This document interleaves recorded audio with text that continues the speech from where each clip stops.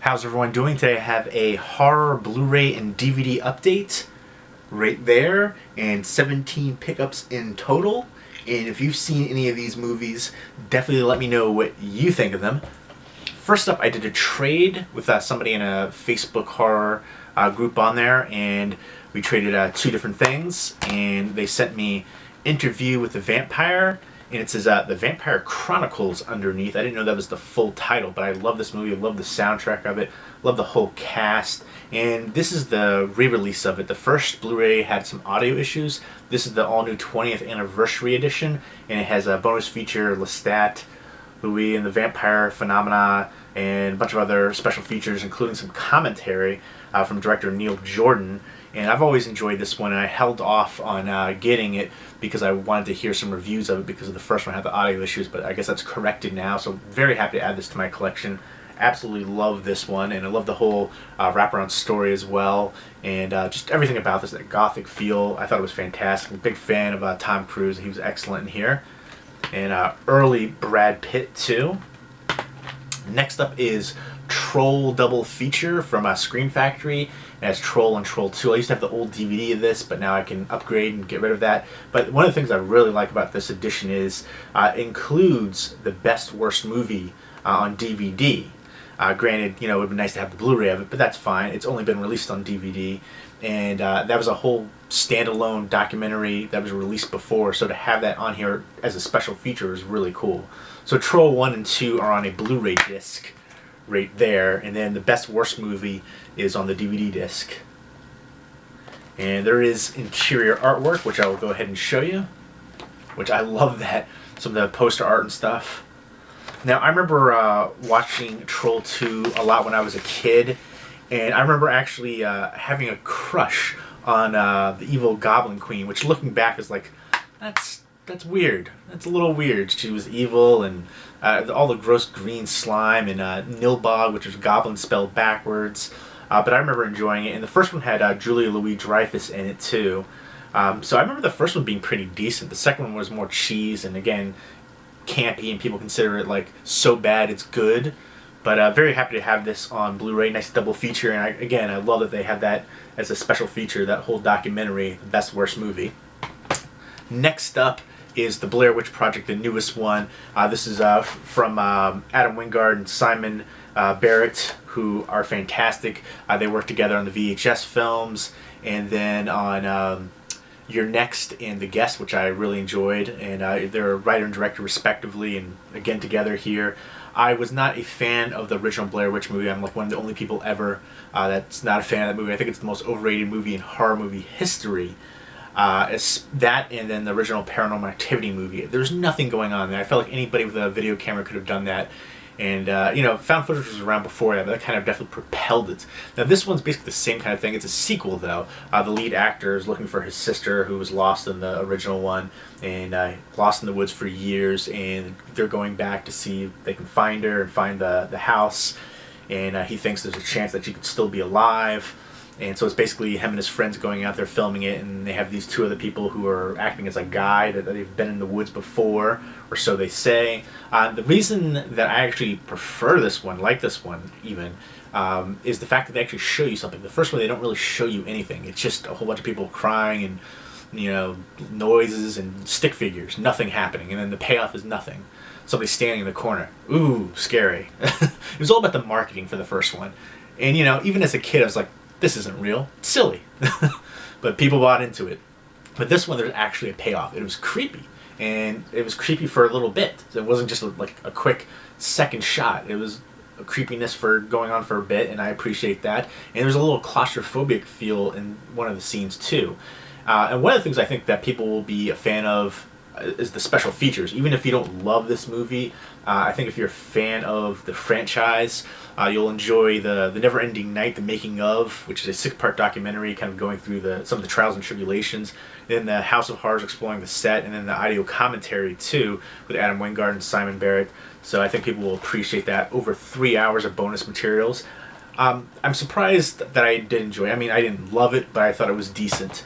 Next up is 31 from Rob Zombie, which is the newest one. I haven't seen this one still. I need to pop this one. It just looks crazy. It's typical Rob Zombie from the trailers is what it looks like, but more self-indulgent than normal. Let me know what your favorite Rob Zombie movie is. And let me know what you think the most overrated horror movie is. Again, Blair Witch for me, and then the original Paranormal Activity second. But 31 just looks like crazy killer clowns. I guess there's a little dwarf, little person, whatever the PC term is now, that's dressed up in like Nazi gear. I don't know, it just looks insane. I really enjoyed Lords of Salem until like the last 20 minutes. But for me, House with a Thousand Corpses is my favorite Rob Zombie movie, but I'll watch that soon. Next up is The Monster, which I did watch. I saw it on demand, and I thought it was, okay. I thought it was average, honestly. People were raving about this movie. I liked the actresses in here, the two leads, the young girl and the mother, and it's basically them going on like a road trip, and there's a monster, they hit something, and there's a monster in the woods, and they're trying to survive, and there's flashbacks kind of giving you a backstory on the mother being kind of abusive. Not kind of, she was abusive. And you can read into it as an allegory if you want, but I feel like you kind of have to reach for it. For the ending and stuff like that, the metaphor of the monster, and I don't know, it just didn't work for me personally. I thought it was average at best. I don't know if I'd ever really want to watch it again, kind of deal.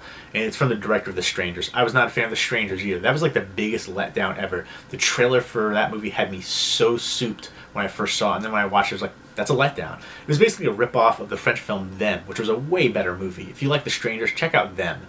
But Strangers was a disappointment. This was kind of a disappointment. It had potential, but just kind of, I wanted more. The effects for the creature were really awesome, though. And again, I did like the acting. But for me, about average, nothing special. Next up is Parents. And this was from Lionsgate. This was from Lionsgate. This was from Lionsgate. And then the next two are from Lionsgate as well. The next in the Vestron video series. And if you put them up, their spines are numbered sequentially, so if you have the whole collection, you can have them numbered up, and I think it looks kind of neat when they do that. But first up is Parents, and I remember enjoying this so much as a kid, but after rewatching it now, it just falls flat to me. The pace was plodding. It definitely doesn't live up to my memory of it at all. Very disappointed, and I think this is below average. I did like the two leads for the cast here, Randy Quaid and Mary Beth Hurt, who play parents in kind of like 50s suburbia, and they have a young 10-year-old kid who looks very malnourished, and they're always trying to feed him lots of meat, and the little kid thinks the parents are cannibals. And that's pretty much it. That's the plot. They move to a new town, and the one character who I thought was the best out of the whole movie and the most entertaining part of it is the young girl in here, the little kid's friend.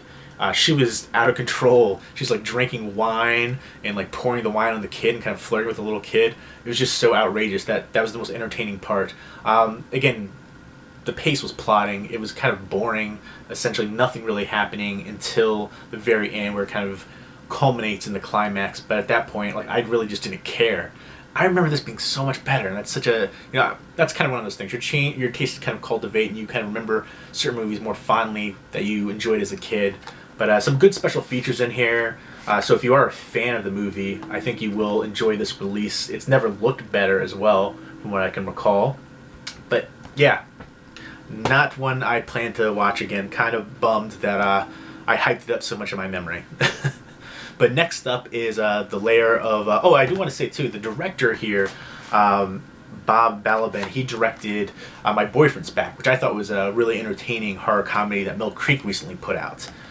Good budget film for that one. Next up is Ken Russell's Lair of the White Worm, and Ken Russell did Altered States and Crimes of Passion, which are amazing films.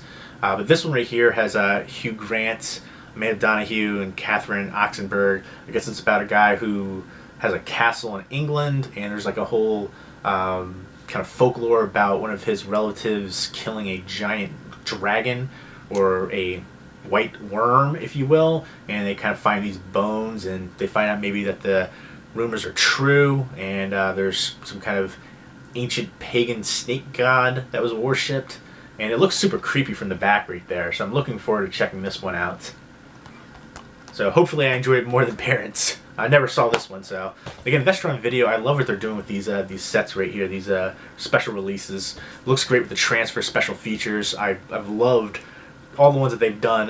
You know, obviously, Parents is, I didn't enjoy it as a movie, but I can appreciate it as an overall release for the special features and transfer. And again, I like the slipcover as well. And then next up are two from Twilight Time. First up, I will show you The Mad Magician with Vincent Price. Let me know what your favorite Vincent Price movie is. And this one right here is basically a illusionist who's bent on revenge.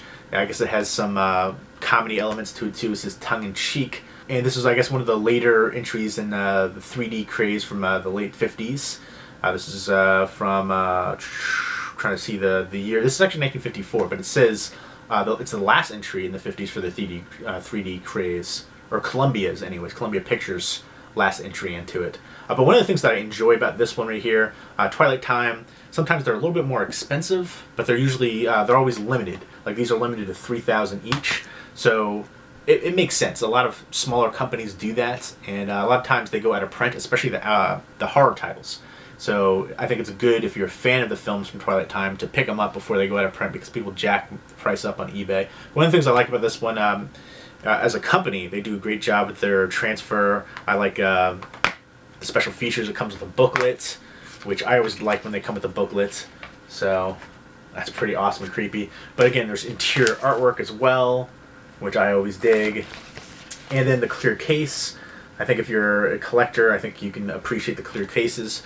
But again, special features too sometimes are great. Not always, but this one definitely has a really cool special feature. It includes the 3D and 2D version of the 1953 comedy short starring the Three Stooges, Pardon My Backfire and Spooks.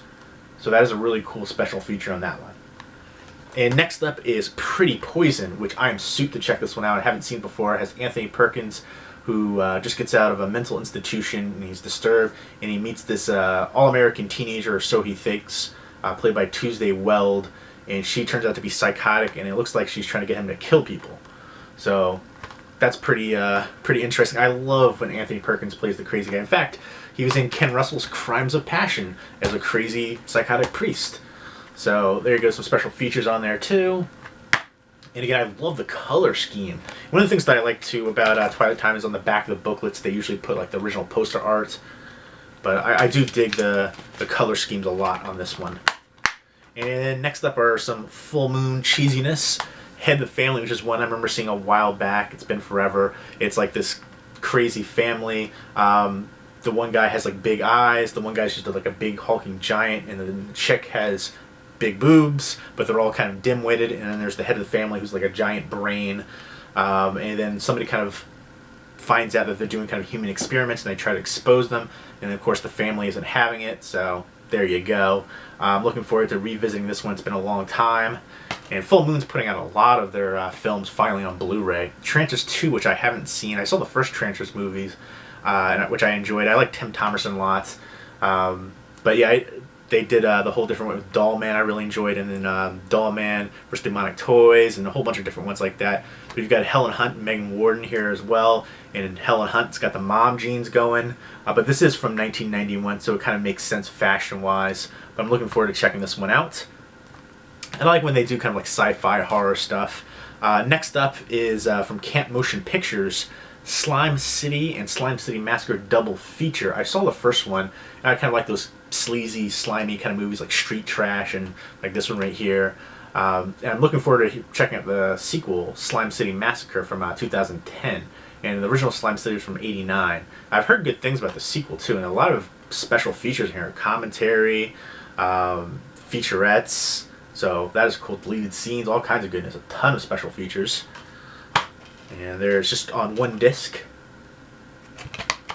And then next up is Dead West from RLJ Entertainment. I thought this was going to be completely set in like the Old West, but it's not. It's like modern times. But it's basically about a guy who goes around, I guess, killing girls. He thinks he finds true love, but he doesn't. When he doesn't, he, I guess, kills them. And the brother of one of the victims goes out and tries to exact revenge. So I guess it's really more of a thriller. I haven't seen it quite yet. Or I haven't seen it yet, but I'm looking forward to checking it out quite soon. Next up is 37. And this is from Film Movement. which I do enjoy what they do as a company. Very underrated. They've had some fantastic releases. But this is based on a true story of Kitty Genovese. And this is from 1964. Kitty Genovese was stabbed, raped, and killed outside of her home in Kew Gardens, Queens. And apparently there's 37 people who either saw or heard it and did nothing, supposedly. So it's kind of like recounting those events, which is shameful and sad. Next up are some cheesy ones, again, from Camp Motion Pictures. These are the DVDs, which I already started right here. But this one looks hilarious. Killer Rack horror comedy with, I guess, this chick who's got boobs that have like tentacles and kill people. I like cheesy, fun horror comedy kind of movies like this, so I'm looking forward to checking this out. And it's from the director of Slime City, so awesome. Next up is the Paul Naschy Werewolf in the Amazon collection, and it has 4 films: A Werewolf in the Amazon, The Scarlet Scorpion, The Seven Vampires, The Secret of the Mummy, and then it has a collection of short films. So that's pretty cool. It includes Cardoso's seminal 16mm short Nosferatu in Brazil, an experimental featurette O Sacrofaggio Macabro, and then some liner notes from a film critic, and then a Marco de Terror. So yeah, that's pretty interesting right there. And it's a 3-disc set. And some interior artwork, which that's an awesome shot right there. So yeah, Paul Naschy was known for doing these kind of werewolf movies and roles like that. So I'm looking forward to checking some of these ones out that I haven't seen. And next up from Full Moon is Ravenwolf Towers. I guess this is kind of like the pilot episode of the TV show. I guess they're going to see how it pans out and reaction of it. And I guess it's about a apartment complex or towers right there. They have all kinds of crazy guests and tenants and people getting killed. And it's signed up by Charles Band. So looking forward to checking this one out. Episode 1. So there you go. If you've seen these movies or TV show, definitely let me know what you think of them. Leave me a comment or video response down below. Hope everyone's doing well. Take care.